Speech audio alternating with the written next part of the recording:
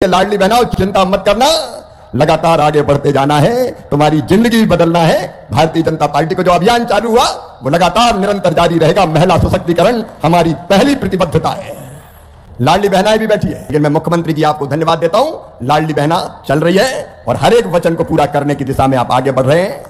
और जब मैंने कहा था उस समय के 1000, 1250, 1500 और बढ़ते बढ़ते 3000 तक पहुंचेगा, तो 1500 तक पहुंचा दिया है। मैं हृदय से धन्यवाद देता हूं। जो कहते हैं वो हम करते हैं। ताली बजा के करो भाई इस बार। जो हम कहते हैं वो करते हैं। प्रधानमंत्री श्रीमान नरेंद्र मोदी जी के नेतृत्व में हो रहा है और यहां मोहन यादव कर रहे हैं, वो सचमुच में अद्भुत और अभूतपूर्व है। और इसलिए क्यों बहनों की आंखों में आंसू रहे? क्यों 1000-2000 रुपए के लिए तरसे? क्यों किसी के सामने हाथ फैलाए? बहनों को भी तो जीने का हक और मुस्कुराने का अधिकार है। भगवान ये धरती के संसाधन औरत के लिए भी बनाए, औरतों के लिए भी बनाए, केवल पुरुषों का अधिकार नहीं है। महिला सशक्तिकरण ये हमारी प्रतिबद्धता है और मुख्यमंत्री मोहन यादव जी के नेतृत्व में बखूबी वो काम हो रहा है। और अब केवल इतना ही बहनों, इतना ही नहीं, हर दीदी लखपति दीदी बनेगी। लखपति दीदी ये मैं ऐसे नहीं कह रहा हूं। पहले कई बहनों ने सुना कि हर महीना पैसा मिलेगा, तो कुछ को भरोसा ही नहीं हुआ, उन्होंने फार्म ही नहीं भरा। अब कहती हम रह गए। मैं आज फिर कह रहा हूं, हर बहन लखपति दीदी बनाई जाएगी। प्रधानमंत्री नरेंद्र मोदी जी के नेतृत्व में उनकी आमदनी बढ़ाने का अभियान चल रहा है आजीविका मिशन के माध्यम से। और बहनों, तुम्हारे आशीर्वाद से प्रधानमंत्री जी ने वो विभाग मुझे ही दिया है, ग्रामीण विकास विभाग, जिसमें स्वयं सहायता समूह और आजीविका मिशन है। और मुख्यमंत्री जी ने ठीक सोचा है, जो अच्छा काम करने वाले स्वयं सहायता समूह है, अब वो केवल बड़ी पापड़ अचार और बकरी पालन मुर्गी पालन तक सीमित नहीं रहेंगे। वो छोटे छोटे उद्योग डालने का काम करेंगे। उसमें भारत सरकार पूरा सहयोग करेगी, कोई कसर नहीं छोड़ेगी।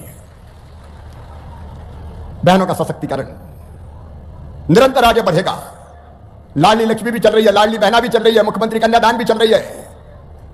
आज और योजनाएं बनती जाएगी। बासोदा के गरीब बहनों और भाइयों, हर एक का घर बनाना प्रधानमंत्री जी का सपना है। अद्भुत प्रधानमंत्री नरेंद्र मोदी जी, भारत को भगवान का वरदान है। नमस्कार दोस्तों, सभी लाडली बहनों के लिए एक सबसे बड़ी खुशखबरी है। जैसा कि आप लोगों ने सुना कि शिवराज सिंह के द्वारा तीसरे चरण का आवेदन सुअ किया जाएगा, तो ये सबसे बड़ी खुशखबरी है। और लाडली बहनों को नया साल का उपहार दिसंबर के महीने में जारी किया जाएगा, तो ये लाडली बहनों के लिए भी बड़ी खुशखबरी है। लाडली आवास के जो लोगों ने फॉर्म भरा था, उनकी पहली किस्त भी नया साल उपहार के रूप में उनके खाते में। कहते हुए गर्व, जब भारतीय जनता पार्टी की सरकार आई तो विकास का एक नया अध्याय यहां प्रारंभ हुआ। बांध, सगड़ बांध, बगर्रू हो, डैम हो, कोटा बैराज हो, मैं आज विस्तार में नहीं जाना चाहता। एक नहीं, कई सिंचाई की योजनाओं पे काम। बासोदा में अस्पताल बनकर तैयार है, कृषि महाविद्यालय खोला गया और सीएम राइज स्कूल की भी शानदार भवन बनकर लगभग तैयार है बच्चों के लिए। सड़कों का जाल हो, चाहे बाकी व्यवस्थाएं, आज उनको गिनाने का वक्त नहीं है, क्योंकि मुख्यमंत्री जी के कार्यक्रम आगे भी है। और मैंने उनका कार्यक्रम थोड़ा बदलवाया। पहले शाम के टाइम आने वाले थे, मैं इनका सवेरा हो तो बासोदा में हो। और जो पहले यहां कार्यक्रम किया गया है, अनेकों सौगातें पहले भाजपा ही ने दिए। और आगे जो मेरे मन में सपना और संकल्प है, प्रधानमंत्री जी ने मुझे कृषि और ग्रामीण विकास का जिम्मा सौंपा है। बासोदा के बहनों और भाइयों,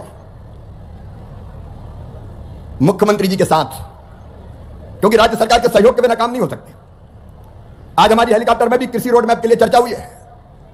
और बासोदा, विदिशा, रायसेन, ये सब जिले ऐसे हैं जो अद्भुत खेती के लिए जाने जाते हैं। यहां का मेहनती किसान, यहां की उर्वरा भूमि अगर और ठीक से प्लान बन जाए तो चमत्कार कर सकती है। पंजाब, हरियाणा को मात देने की क्षमता हमारी धरती मां में है।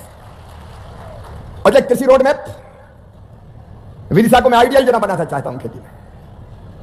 और मध्य प्रदेश के लिए भी कसर नहीं छोड़ेंगे, देश के लिए भी काम कर रहे हैं। और इसलिए कृषि का रोड मैप, जिसमें बागवानी भी होगी, हार्टिकल्चर, जिसमें इंटीग्रेटेड फार्मिंग की हमारी कल्पना है। खेती के छोटे छोटे आकार है, जोत के आकार हमारे। कई किसान छोटे हैं, लघु हैं, सीमांत हैं। उनको अगर फायदे की खेती करना है तो खेती के साथ दूसरे धंधों से भी जोड़ना पड़ेगा। विदिशा जिले में चाहे उन्नत बीज हो, चाहे यंत्रीकरण और चाहे सूक्ष्म सिंचाई की योजना, भारत सरकार के पास योजना तैयार है। मुख्यमंत्री जी का सहयोग मिलेगा तो हम इसको आइडियल जिला बनाएंगे। योजनाओं से जुड़ी जानकारी के लिए चैनल को सब्सक्राइब करें, ताकि नई योजना सबसे पहले आपके फोन में जरूर पहुंचे। हमारा चाहे सागर जिला हो, जहां जाने वाले हैं, भावी कृषि यंत्र खुरई के प्रसिद्ध है। बासोदा में भी बन रहा है, विदिशा में भी बन रहा है। तो कृषि यंत्रीकरण की दृष्टि से हम इस औद्योगिक क्षेत्र में नया चमत्कार कर सकते हैं।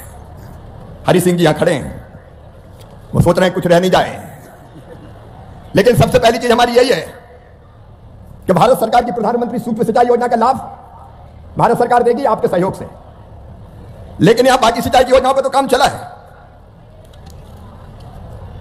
यहां की जनता जानती है। लेकिन दो प्रमुख सिंचाई की योजनाएं, चौरावर बृहद सिंचाई परियोजना और पिपरिया मध्यम सिंचाई परियोजना अगर स्वीकृत हो जाए तो यहां की तस्वीर भी बदल जाए और किसानों की तकदीर भी बदल जाए। और भावना की तो दिशा में आप घोषणा कर चुके हैं। हरि सिंह जी इसलिए खड़े हैं कि एक बार और याद दिला दें तो खेती के क्षेत्र में क्योंकि पानी चाहिए, तो जब पानी की बात आती तो एक बात और मेरे दिमाग में आ रही है।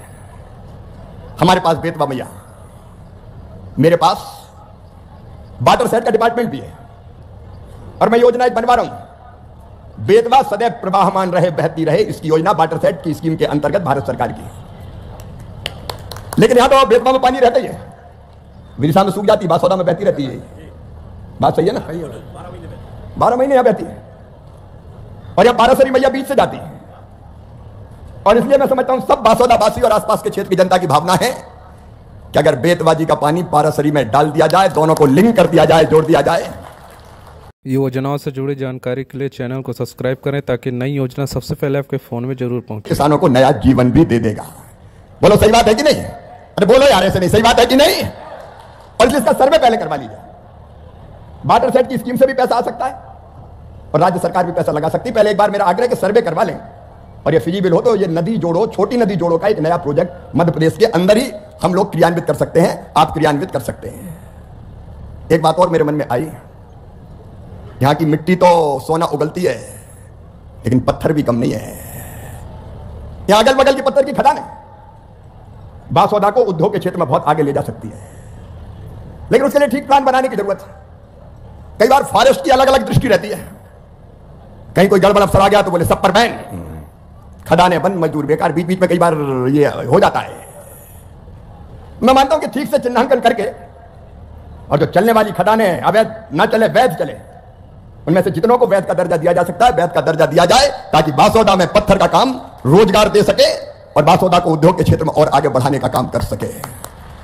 अगर मेरी बात से सहमत हो तो ताली जोर से बजाओ देना। यहां खेती, यहां उद्योग, अपनी बहनें बैठी है, आजकल तो बहनें सरकार बना रही है।